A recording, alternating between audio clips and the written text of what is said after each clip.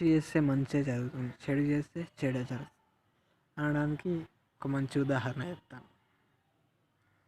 మంచి ఉదాహరణ ఏంటంటే, ఇస్కరియోతు యూద మోసగించిండు. ఏం చేసిండు? దేవుని యేసయ్య నమ్మేసిండు, చెడు చేసిండు. మంచి నీతిమంతుడైన యేసయ్య కల విధంగా చేసిండు.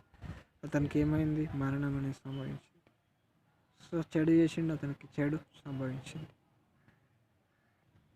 ఇంకా నేటి సమాజంలో కూడా చాలామంది వ్యభిచారం చేసిన వాళ్ళే కానీ, దొంగతనం చేసిన వాళ్ళే కానీ, ఇంకా నరహత్య చేసిన వాళ్ళు కానీ పాపం చేస్తారు ఖచ్చితంగా.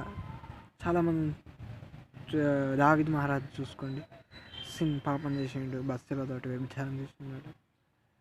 దానికి ఆయనకి ఏం జరిగింది? ఆయన దేవుని మందిరం కట్టాలనుకుంటే కట్టలేకపోయాడు, ఆశీర్వాదం పొందలేకపోయాడు. అతనికి భయంకరమైన పరిస్థితులు సంభవించినాయి. సో ఒక్కటి గుర్తుపెట్టుకో, నువ్వు ఎవరైనా సరే చెడు చేస్తే నీకు చెడే. దేవుడు నువ్వు చూస్తున్నాడు, చెడు ఖచ్చితంగా నీకు సంభవిస్తుంది.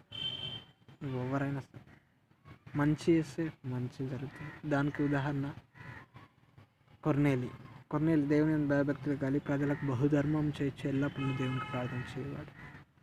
అప్పుడు దేవుని దూత అతనికి ప్రత్యక్షమైంది, ప్రార్థనలోనూ ఈ ధర్మకార్యాలు దేవుని సన్నిధికి జ్ఞాపకార్థంగా చేరినాయి.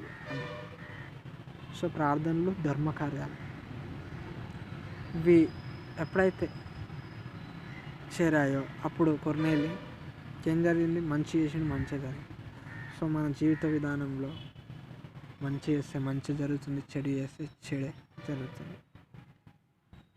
మంచి చేస్తే మంచి జరుగుతుంది అనడానికి వాక్యం ఏంటంటే, బీదలను కనికరించువాడు యెహోవా కప్పించువాడు, వాని ఉపకారం నాకు ఆయన ప్రతి ఉపకారం చేయను. ఇది మంచి చేస్తే మంచి జరుగుతుంది అనడానికి వాక్యం. చెడు చేస్తే చెడు జరుగుతుంది అనడానికి వాక్యం ఏంటంటే, పాపం వలన వచ్చే జీతం మరణం. ఇది చెడు చేస్తే చెడు జరుగుతుంది అనడానికి వాక్యం.